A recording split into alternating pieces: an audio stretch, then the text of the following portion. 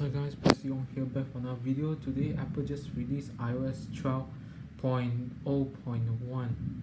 So actually this is actually on 12.1 beta 2. Actually 12.0.1 and 12.1 beta 2, they both share the same feature. This is 12.1.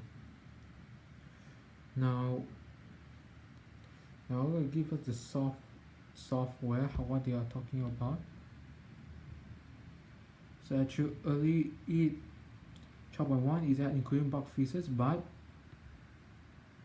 it also help us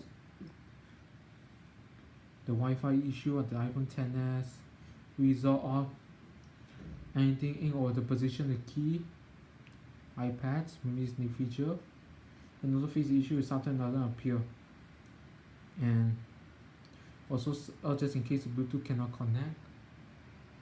And you know guys, it's raining right now.